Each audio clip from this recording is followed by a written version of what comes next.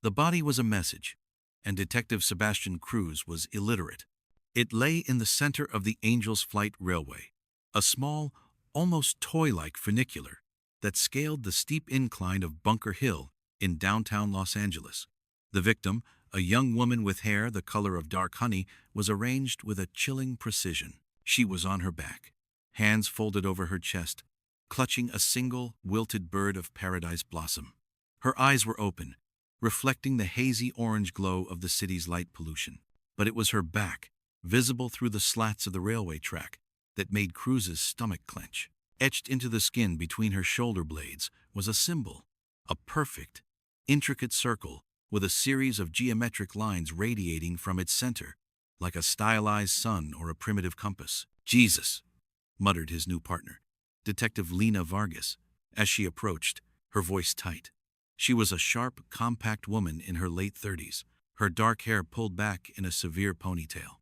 She'd been transferred from robbery-homicide just 2 weeks ago, and Cruz could still feel the unspoken questions hanging between them. "Why'd you leave the big leagues? What happened on the Blackburn case?" Cruz, a man whose face had settled into a permanent state of weary skepticism, said nothing. He just stared at the symbol. It was clean, deliberate, the work of someone with a steady hand and a colder heart. This wasn't a crime of passion. It was a ritual. "Id?" Cruz asked, his voice a low gravel. "Nothing in her pockets.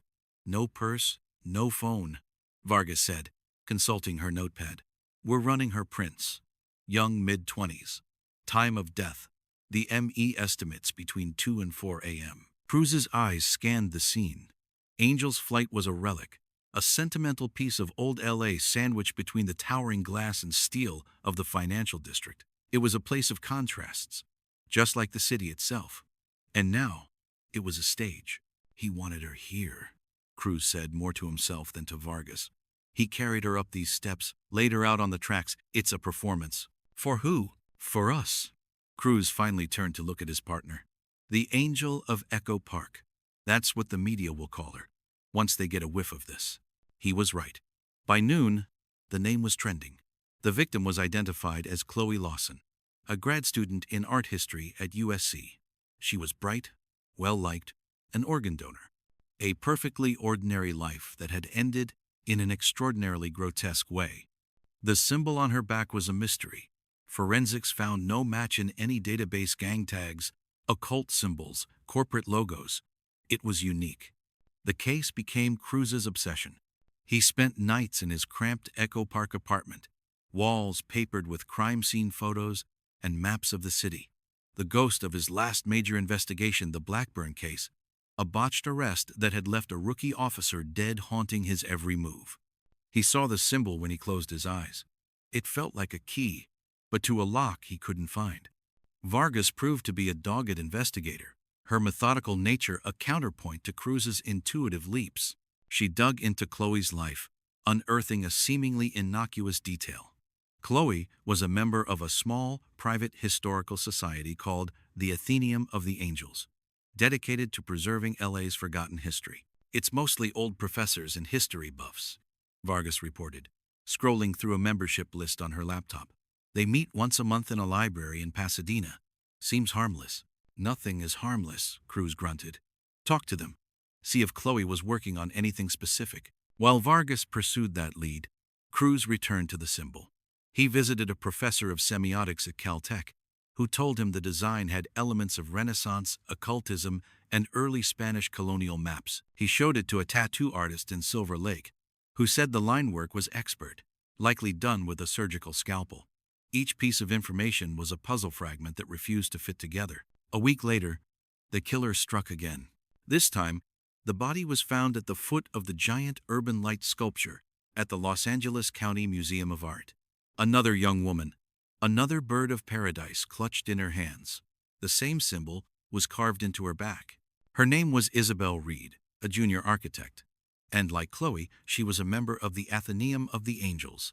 The pressure from the chief of police was immediate and intense. The media frenzy doubled. The killer now had a name, bestowed by a sensationalist blogger, the Cartographer. The theory was that the symbol was a map, and the killer was marking his territory. Cruz and Vargas were pulled into a task force, but Cruz insisted on running his own parallel investigation. He didn't trust the bureaucracy, the leaks, the politics. The Blackburn case had taught him that lesson in blood. They descended on the Athenaeum of the Angels. The meeting place was a hushed, wood-paneled library that smelled of old paper and dust. The members were a collection of elderly, tweed-wearing academics who seemed genuinely shocked and frightened. The leader, a frail man named Dr. Alistair Finch, confirmed that both victims had been active members. They were both fascinated by the city's foundational myths, Dr. Finch explained, his hands trembling slightly. Chloe was researching the lost water sources of the Zanja Madre. Isabel was studying the architectural plans of the early pueblo. Bright, curious girls. Did they ever mention feeling threatened? Seeing anyone suspicious? Vargas asked. No, nothing like that, Finch said. But they were both working on independent projects. They'd become quite secretive about them in the weeks before they died. Cruz's phone buzzed. It was the forensics lab. They had found a partial fingerprint on the bird of paradise left with Isabel Reed. It didn't match any in the criminal database, but it did match a print found on a book in Chloe Lawson's apartment. A rare, out-of-print volume titled Labyrinthus, The Hidden Geometry of Los Angeles, checked out from the Athenaeum's private collection. The killer had been in Chloe's apartment. He had touched this book. Cruz and Vargas rushed to the Athenaeum's archives, a climate-controlled room in the basement. The book was gone. The checkout log, a simple ledger, showed it had been last signed out by Chloe. The line below her signature was blank. He took it, Vargas said, frustration etching her face. He's cleaning up after himself. But Cruz was looking at the ledger. He took out his phone and pulled up a crime scene photo of Chloe's personal planner. He compared the handwriting. Vargas, he said, his voice low, look at this. The signature in the ledger, while a good forgery, didn't quite match Chloe's flowing script. The capital C was wrong. Someone had signed the book out after Chloe and then erased their name. Can we lift what was erased? Vargas asked. Maybe, but it'll take time we don't have. That night, Cruz sat in his car outside the Athenaeum, watching the building. The city shimmered around him, a vast, unknowable grid of light and shadow. He felt the symbol burning in his mind. A compass, a map, Labyrinthus. He called an old contact, a disgraced city planner named Miles Turner, who now lived as a recluse in Topanga Canyon, surrounded by maps and conspiracy theories. Cruz drove out there, the winding roads a stark contrast to the city's rigid geometry. Turner's cabin was a fire hazard of stacked paper. He was a gaunt man with wild eyes, but he knew more about the city's bones than anyone alive. Cruz showed him a photo of the symbol. Turner's eyes widened. Where did you get this? A murder case. What is it? It's a sigil, Turner said, tracing the lines on a photograph with a grimy finger. From the late 19th century, a group of powerful men, land developers, railroad barons, water tycoons, they believed the city was built on a confluence of telluric energy, ley lines. They called themselves the Synod. This symbol was their mark. It represents a nexus point, a place of power. Power for what? For control, Turner said, his voice dropping to a whisper. They used architecture and infrastructure to channel this energy, to solidify their wealth and influence. The routes of the old Pacific Electric red cars, the placement of the first reservoirs, even the alignment of certain streets. It was all part of a grand design, a labyrinth. They believed whoever understood the design could control the destiny of the city. It sounded like madness, but it was a madness that connected the victims, their interests, and the crime scenes. Angel's Flight was a nexus point. LACMA, built near the old Rancho La Brea, was another. The book, Labyrinthus, Cruz said. What do you know about it? Turner's face paled. It was written by the Synod's chronicler, a man named Blackwood. It's a guide, a literal guide to their labyrinth. It's said to contain the master plan. I thought it was a myth. The killer has it. He's using it. Or he's completing it, Turner said ominously. The Synod's work was never finished. Their final greatest nexus point was never activated. According to the legend, it requires a sacrifice, a consecration, 3 sacrifices. The thought hit Cruz like a physical blow. The killer wasn't just marking territory. He was performing a ritual, and he needed one more victim. He raced back to the city, calling Vargas. It's a ritual.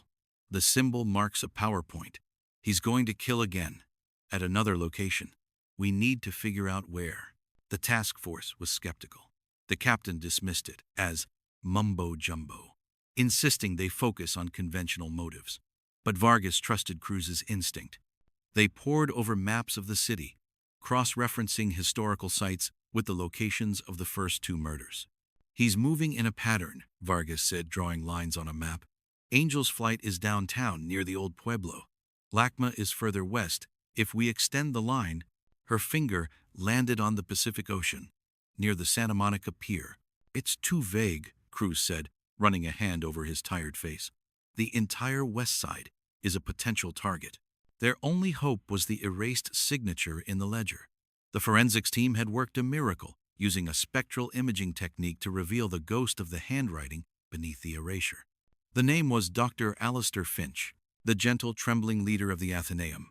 The shock was a cold wave. They had stood feet from him, and he had looked them in the eye and lied. A warrant was issued for Finch's arrest. Cruz and Vargas led the raid on his home in Hancock Park, a stately Spanish-style house. They found it empty, pristine, too pristine. In the study, they found a hidden panel behind a bookshelf. Behind it was a small, windowless room. The walls were covered with the same symbol, painted in what looked like blood. Photographs of the victims were pinned to a board, connected by red string. And in the center of the room was a pedestal, holding the missing book, Labyrinthus.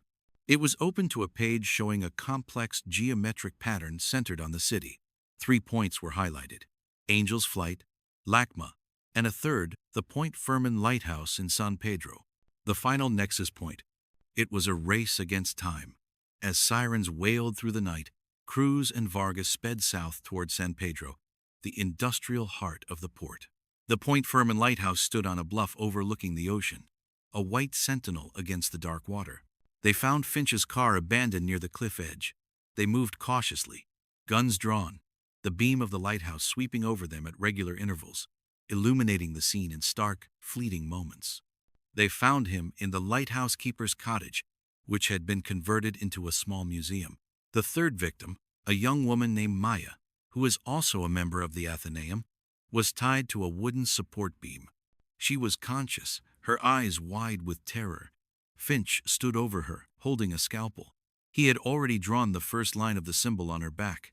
"Stop, Lapt! Drop the weapon!" Cruz yelled, his voice echoing in the small space. Finch turned. He looked different. The frailty was gone, replaced by a fanatical energy. His eyes burned with a cold fire. "Detective Cruz," Finch said, his voice calm. "You're too late to stop it, but you are just in time to witness the culmination."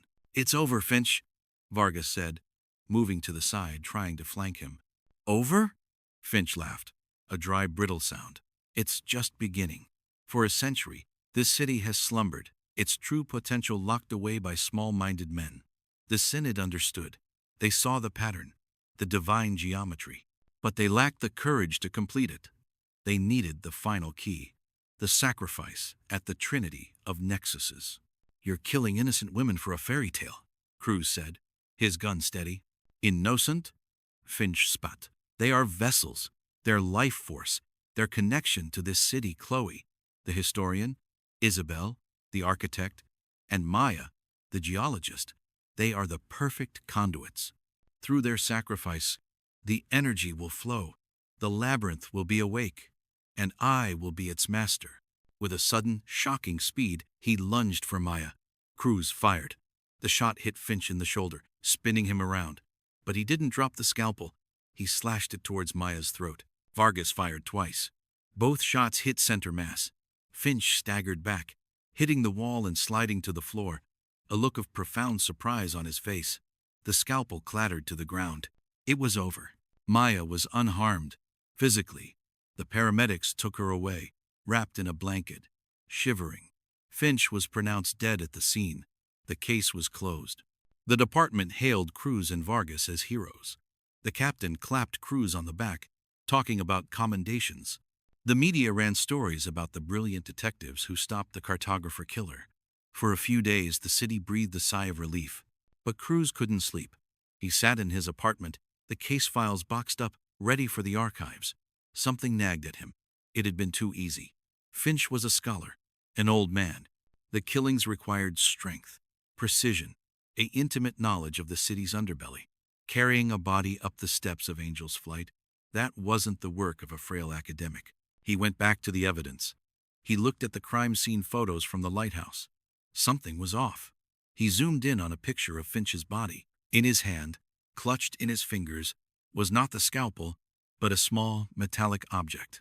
The CSIs had logged it as a personal effect, a silver fountain pen. Cruz remembered the ledger at the Athenaeum, the forged signature. The penmanship had been expert. He drove back to the lighthouse, now silent and empty. He walked the grounds, the wind whipping off the ocean. He found nothing. Dejected, he sat on a bench, looking out at the dark water. The beam of the lighthouse passed over him, and then he saw it. Carved into the wooden slats of the bench, almost invisible, was the symbol. But this one was different.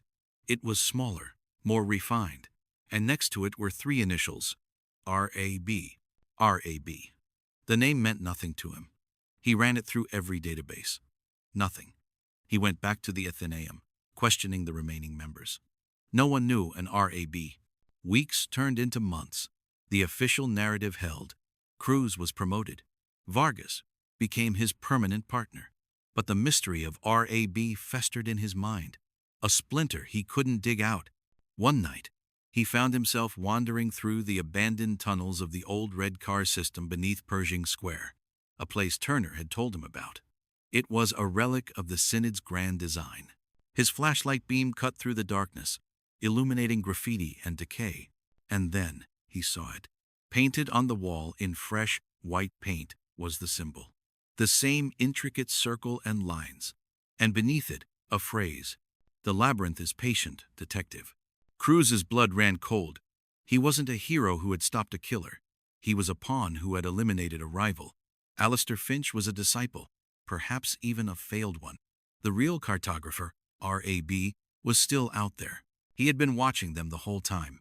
He had used Cruz to remove Finch, who had likely stolen the book and tried to complete the ritual himself. The killer was smarter, more patient, and still at large.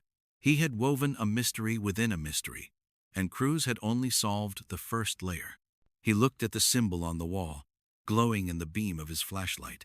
It was no longer just a mark. It was a signature, a challenge. The game was not over. It had just begun. And somewhere in the vast, sleeping labyrinth of Los Angeles, the true angel of Echo Park was still watching, waiting for the next move. The city's lights twinkled above him. A million stars held captive in a grid of concrete and ambition, hiding a darkness he was only just beginning to comprehend.